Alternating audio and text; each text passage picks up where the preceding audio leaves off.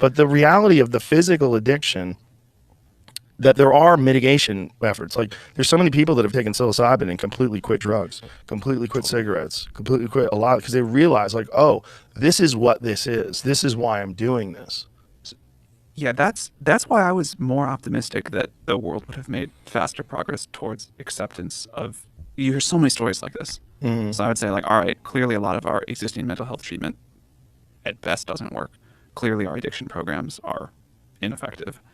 If we have this thing that in every scientific study or most scientific studies we can see is delivering these like unbelievable results, it's going to happen. Yeah. And yeah, I still am excited for it. I still think it'll be a transformatively positive development, but it'll change politics. It'll absolutely change the way we think of other human beings. It'll absolutely change the way we think of society and culture as a whole. It'll absolutely change the way people interact with each other if it becomes legalized. And it's slowly becoming legalized. Like think of marijuana, which is like, the gateway drug. Marijuana is now legal recreationally in how many states? 23. And then medically in many more. And it's really easy to get a license medically. In California, you used to just I got one in 1996. You used to be able to just go somewhere and go, I got a headache. That's it. Yeah, I get headaches. I'm in pain a lot. I do a lot of martial arts. I'm always injured. I need some medication. I don't like taking pain pills. Bam. You got a legal prescription for weed. I used to have to go to Inglewood to get it. I used to have to go to the hood, to the Inglewood Wellness Center. And I was like, this is crazy. Like marijuana is now kind of sort of legal. Yeah. And then in 2016, it became legal in California recreationally. And it just changed everything. I had all these people that were like right-wing people that were taking edibles to sleep. I'm like, this is because now that it's legal, they thought about it in a different way.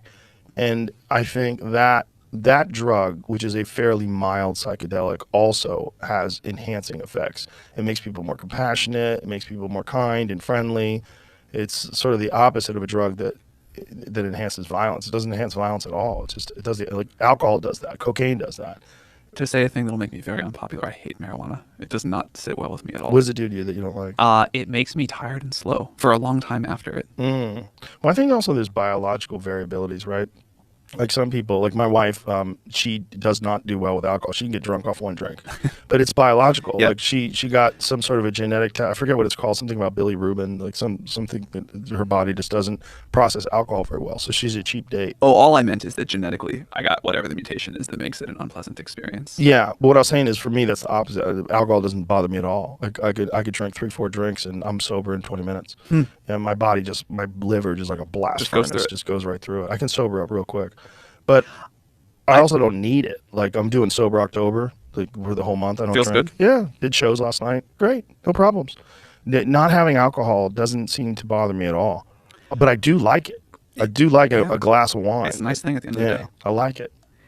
Speaking of that and psychedelics in general, I many cultures have had a place for some sort of psychedelic time in someone's life or rite of passage. But as far as I can tell, most of them are under.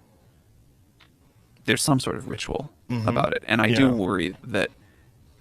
And I think these things are so powerful that I worry about them just being like kind of used all over the place all the time. Yeah. And I hope that we as a society, because I think this is not going to happen even if it's slow, find a way to treat this with the respect that it needs. We'll see how that goes. Agreed. Yeah. I think setting is very important. And thinking about what you're doing before you're doing it and why you're doing it.